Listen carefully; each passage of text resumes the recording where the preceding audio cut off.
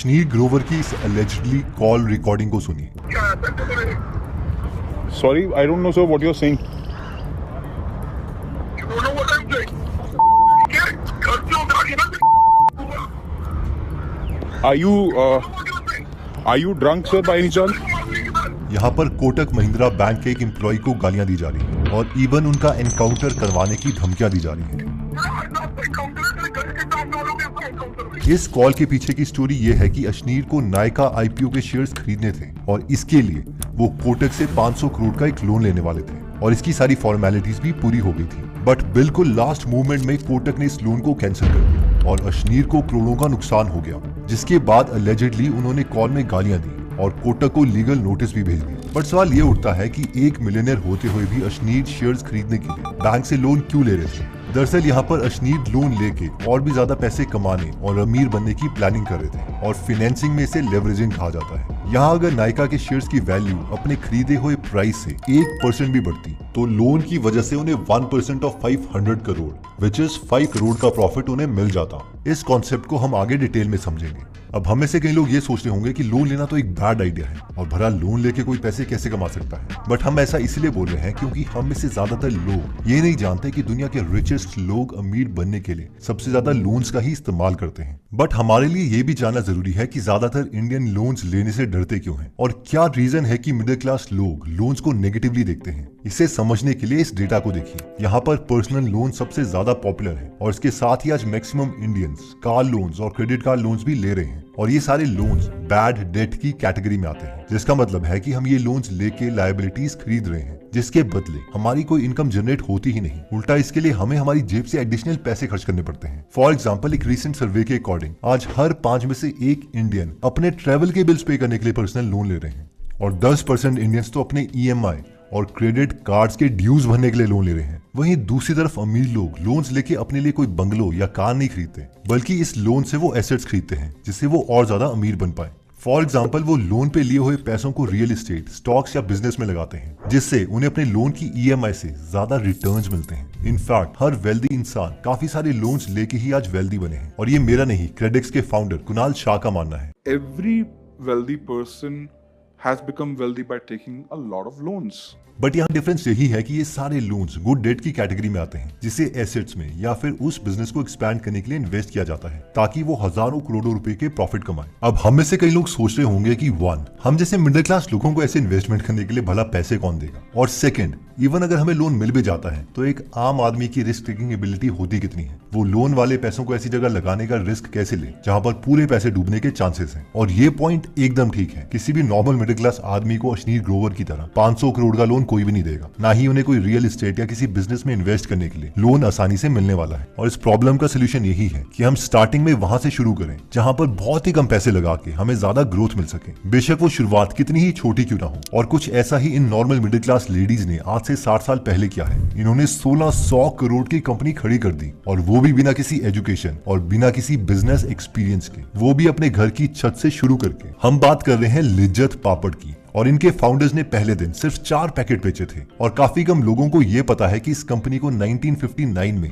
7 middle class Gujarati ladies ने शुरू किया था ताकि उनको घर चलाने के लिए कुछ एक्स्ट्रा पैसे मिल सके। और इसे शुरू करने के लिए उन्होंने 80 रुपए का एक छोटा सा लोन लिया था। वही आज लिज्जत पापड़ इतना सक्सेसफुल है कि ये ऑलमोस्ट 50,000 लोगों को एम्प्लॉयमेंट दे रहा है और इनका एनुअल टर्नओवर 800 करोड़ से भी ज्यादा है। ठीक इसी तरीके से 1978 में ये लड़की एक पुराना गराज रेंट पे लेती है और पूरे दिन गर्मी में यहाँ काम करती रहती है ताकि वो अपनी बायोटेक्नोलॉजी कंपनी खोल सके। और शुरू में तो किसी ने सपोर्ट नहीं किया, बल्कि उल्टा इनके साथ कोई काम करने के लिए भी रेडी नहीं था। और फाइनली एक रिटायर्ड कार मैकेनिक को इन्होंने हाथ जोड़ के मनाया और वो भी काम करने के लिए इसीलिए रेडी हुआ क्योंकि उसे कहीं और जॉब नहीं मिल रही थी। यहाँ पर हम कोई और नहीं बल्कि बायोकॉन की फाउंडर किरण मजुमदार शॉ की बात कर रहे हैं, जो ये भी बताती हैं कि कैसे 25 साल की एज में जब उन्होंने बायोकॉन स्टार्ट किया तो उनके बैंक अकाउंट में सिर्फ 10,000 रुपए थे और कोई भी बैंक उन्हें लोन देने के लिए तैयार नहीं था। लेकिन बहुत ही मुश्किलों के बाद किरण मजुमदार शॉ ने बायोकॉन को ग्रो किया और आज बायोकॉन 30,000 करोड़ की कंपनी है और हाल ही में उन्होंने अपना बिजनेस एक्सपैंड करने के लिए $1.2 बिलियन का लोन लिया, यानी 10,000 करोड़ रुपए का लोन। और ठीक इसी तरीके से जब हम अपना बिजनेस इस्टेब्लिश करके अच्छी खासी वेल्थ क्रिएट कर लेते हैं तो हम लोन्स लेके ज्यादा से ज्यादा पैसे बना सकते हैं, जिसे फाइनेंशियल लेवरेजिंग कहा जाता है। फाइनेंशियल लेवरेज को हम आसान भाषा में एक एग्जांपल से समझते हैं। मान लीजिए कि आपके पास 2 लाख रुपए हैं और आपको किसी बिजनेस में 20% की ग्रोथ अपॉर्चुनिटी दिखाई दे रही है। अब अगर हम 2 लाख रुपए इस बिजनेस में लगाते हैं तो इसका 20% हुआ 40,000 रुपए और इतना हमें रिटर्न मिलेगा। बट वहीं पर अगर हम 8% का इंटरेस्ट रेट पर 18 लाख रुपए का एक लोन लेते हैं और इसमें अपने 2 लाख ऐड करके इसी सेम बिजनेस में इन्वेस्ट करते हैं तो हमें 20% ऑफ 20 लाख यानी 4 लाख रुपए का रिटर्न मिलेगा। और इस 18 लाख के लोन पर हमें 1,44,000 का इंटरेस्ट पे करना पड़ेगा। यही इंटरेस्ट पे करने के बाद भी हमें 2.5 लाख रुपए का एक्स्ट्रा प्रॉफिट हो रहा है और इसी को फाइनेंशियल लेवरेजिंग कहा जाता है। बेसिकली इसमें हमने अपने कैपिटल को मैक्सिमाइज करने के लिए लोन का इस्तेमाल किया है ताकि हम एक बड़ा अमाउंट इन्वेस्ट कर सकें और इस पर हमें ज्यादा से ज्यादा रिटर्न मिले। लेकिन इसमें रिस्क भी बहुत ज्यादा है। अब हम 4 ऐसे तरीके देखते हैं जिससे अमीर लोग पैसों को लेवरेज करके और भी ज्यादा अमीर बनते हैं। Method 1, investing in commercial properties, जिसमें हम रेंटल इनकम अर्न कर सकते हैं। इसकी एक बहुत ही इंस्पायरिंग स्टोरी है। इमेजिन कीजिए कि इंसान है जिसकी 5,000 रुपए की सैलरी है और वो एक छोटी सी दुकान में हेल्पर का काम कर रहा है और वो इस मेथड को यूज करता है। तो उसे आज कितना रेंट मिलता होगा? 50,000 रुपए, 1 लाख रुपए? नहीं, 2021 में इन्हें 769 करोड़ का रेंट मिला है। इनफैक्ट इन्हें सिर्फ एक बिल्डिंग से 4 करोड़ रुपए पर मंथ का रेंट मिलता है। इनका नाम है विजय अग्रवाल, जो कि एक सत्वा ग्रुप नाम की रियल एस्टेट कंपनी के आज मैनेजिंग डायरेक्टर हैं और इनकी खुद की नेटवर्थ 4,000 करोड़ से भी ज्यादा की है। और अगर हमें भी लोन लेके ज्यादा से ज्यादा प्रॉफिट या रेंटल इनकम कमानी है तो हम उन प्रॉपर्टीज को खरीद सकते हैं जो अपनी एक्चुअल वैल्यू से काफी कम प्राइस में बिक रही हैं। और इसे करने का तरीका गेरी केलर ने अपनी book millionaire real estate investor में बताया है। बेसिकली वो बताते हैं कि कई प्रॉपर्टीज हैं जो फैमिली डिस्प्यूट्स, फैमिली इमरजेंसीज या फिर लोन प्रॉब्लम के चलते काफी डिस्काउंटेड प्राइस में बिक जाती हैं और हमें ऐसी ही प्रॉपर्टीज को ढूंढना है। फॉर एग्जाम्पल, आज गोवा की जो प्रॉपर्टी प्राइस की ग्रोथ है और रेंटल यील्ड है वो बहुत ज्यादा है और अगर हम इस वेबसाइट पे जाएं तो हमें यहाँ गोवा की वो सारी प्रॉपर्टीज दिखेंगी जिसके ओनर लोन रीपे नहीं कर पा रहे हैं। सो बैंक इन प्रॉपर्टीज को काफी सस्ते प्राइस में ऑक्शन करता है।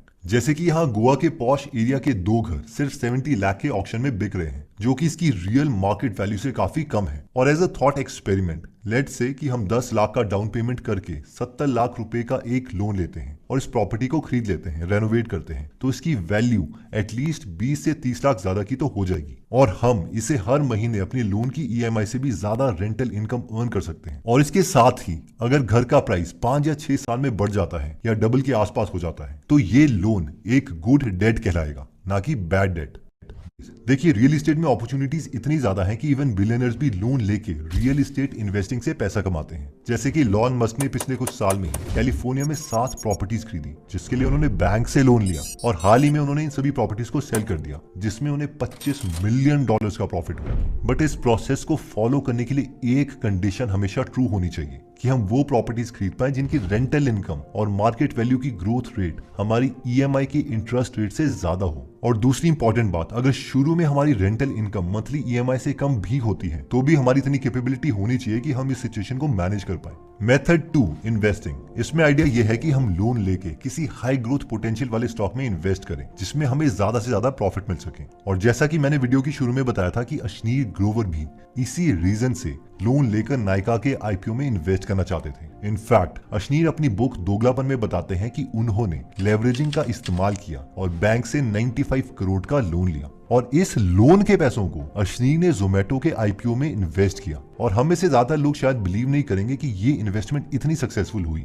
कि अश्नीर ने सिर्फ 8 मिनट में 2.25 करोड़ रुपए कमा लिए और वो भी लोन का इंटरेस्ट पे करने के बाद। और शायद कॉल रिकॉर्डिंग में अश्नीर का इतना गुस्सा होने की वजह भी यही है कि नायका IPO के शेयर्स ऑलमोस्ट 80% गेन के साथ लिस्ट हुए थे और अगर उन्हें टाइम में लोन मिल जाता तो उनके पैसे ऑलमोस्ट डबल हो जाते। बट लोन लेके इन्वेस्टिंग करने में जितना ज्यादा प्रॉफिट है इसमें रिस्क भी उतना ज्यादा है। ऑल्सो जहां अश्नीर जैसे इन्वेस्टर्स के पास मिलियंस ऑफ डॉलर्स की वेल्थ है, वहीं दूसरी तरफ हम जैसे मिडिल क्लास इन्वेस्टर अगर थोड़ी बहुत वेल्थ इकट्ठा कर भी लेते हैं तो भी हम लोन लेके स्टॉक मार्केट जैसी रिस्की जगह में इन्वेस्ट नहीं कर सकते क्योंकि हम में से ज्यादातर लोगों को नॉलेज भी कम है और साथ में चांसेस भी यही है कि इससे हमारे सारे पैसे डूब जाएंगे।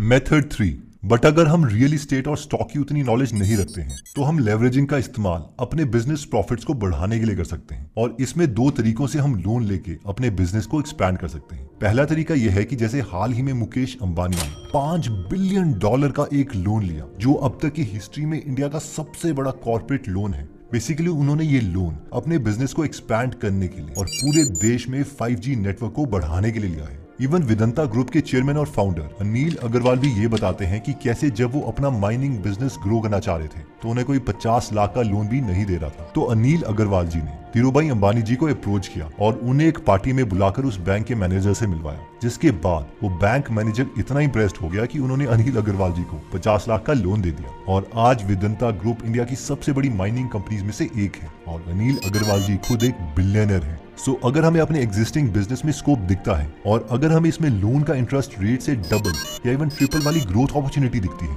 तो हम भी लोन लेके अपने बिजनेस को एक्सपैंड कर सकते हैं। आइए इस पे एक थॉट एक्सपेरिमेंट करते हैं। अगर हमारा एक रेस्टोरेंट का बिजनेस है जिसकी ग्रोथ बहुत ही अच्छी है, इतनी अच्छी कि इवन किसी दूसरे टाउन या एरिया में भी हमारे लिए डबल ग्रोथ अपॉर्चुनिटी है, तो सिर्फ ऐसी सिचुएशन में हम अपना लोन लेके उस पर्टिकुलर टाउन या एरिया में अपने रेस्टोरेंट की एक और ब्रांच खोल सकते हैं ताकि हमें इस ग्रोथ अपॉर्चुनिटी का ज्यादा से ज्यादा फायदा मिले। सेकंड, एक बार अगर हमारा एक पर्टिकुलर बिजनेस वेल एस्टेब्लिश्ड और सक्सेसफुल हो जाता है तो हम लोन लेके किसी दूसरे बिजनेस में भी पैसे इन्वेस्ट कर सकते हैं या फिर उन्हें पूरी तरह से बाय आउट भी कर सकते हैं। इस प्रोसेस को लेवरेज्ड बाय आउट कहा जाता है। कई बिलियनियर्स इसे यूज करके दूसरे प्रॉफिटेबल कंपनीज को एक्वायर करते हैं। फॉर एग्जाम्पल, गौतम अदानी को जब सीमेंट इंडस्ट्री में ग्रोथ दिखी तो उन्होंने खुद का बिजनेस नहीं खोला बल्कि उन्होंने एसीसी और अंबुजा सीमेंट को एक्वायर करने का प्लान बनाया और इसके लिए उन्होंने 32,000 करोड़ का लोन लिया। अब स्मॉल बिजनेस ओनर्स तो इतना बड़ा लोन नहीं ले सकते बट इस मेथड को समझ सकते हैं और शायद कभी सही टाइम आने पर छोटे स्केल में हम इस आइडिया को इम्प्लीमेंट कर पाए। मेथड 4, लास्टली, अमीर लोग लोन का इस्तेमाल सिर्फ पैसे बनाने के लिए नहीं बल्कि टैक्सेस बचाने के लिए भी करते हैं। फॉर एग्जाम्पल, दुनिया के सबसे रिचेस्ट लोगों में से एक इलॉन मस्क ऑलमोस्ट ना के बराबर टैक्सेस भरते थे। इसलिए इलॉन मस्क अपने कंपनी से कोई सैलरी नहीं लेते बल्कि इसके बदले वो अपनी कंपनीज के स्टॉक्स को ही एज अ पेमेंट एक्सेप्ट करते हैं, जिसकी ऑन पेपर वैल्यू हर साल $बिलियन है। बट क्योंकि वो इन स्टॉक्स को बेचते नहीं है इसलिए गवर्नमेंट इसे इनकम नहीं मानती और इसलिए इन्हें इस इनकम पर कोई टैक्स नहीं देना पड़ता। इसे बेचने के बजाय वो बैंक के पास जाते हैं और उन्हें कहते हैं कि मुझे मेरे स्टॉक्स के बदले कम इंटरेस्ट वाला एक लोन दे दो ताकि मैं अपने खर्चे चला सकूं। और क्योंकि उनके शेयर की वैल्यू 20 से 30% हर साल इंक्रीज होती है तो वो बार बार अपने लोन को रीफाइनेंस करते हैं। सो बेसिकली वो एंड में ऑलमोस्ट 0 टैक्स पे करते हैं। ऊपर से ऐसे लोन पर कोई टैक्स भी नहीं लगता और अगर हम किसी कंपनी को ओन करते हैं तो हम भी ऐसे लोन लेके अपने टैक्सेस मिनिमाइज कर सकते हैं और इसे और भी कई एसेट्स खरीद सकते हैं। इन कंक्लूजन, इस वीडियो में हमने ये समझने की कोशिश की कि कैसे दुनिया के सबसे रिचेस्ट लोग लोन लेके ही अमीर बनते हैं और कैसे वो अपने पैसे को लेवरेज करके और भी ज्यादा पैसे कमाते हैं। बट अगर हम मिडिल क्लास इंडियंस की बात करें तो हम में से ज्यादातर लोग लोन लेके ऐसे इन्वेस्टमेंट करने का रिस्क नहीं ले सकते। ज्यादा से ज्यादा या तो हम लोन का इस्तेमाल करके एक खुद का बिजनेस एस्टैब्लिश कर सकते हैं या फिर हम इसमें छोटे मोटे कमर्शियल प्रॉपर्टीज ले सकते हैं। इससे ज्यादा रिस्क लेने के लिए सबसे बड़ी प्रॉब्लम यह है कि हमारे पास उतनी नॉलेज नहीं है और हाँ, उतनी रिस्क कैपेबिलिटी भी नहीं है। इसलिए मेरे ओपिनियन में सबसे पहले तो हमें खुद को एजुकेट करना चाहिए और बाद में थोड़ी बहुत इन्वेस्टमेंट करके अपने कम पैसों में मिस्टेक्स कर लेनी चाहिए ताकि बड़ा रिस्क लेके बड़ा धमाका ना करें।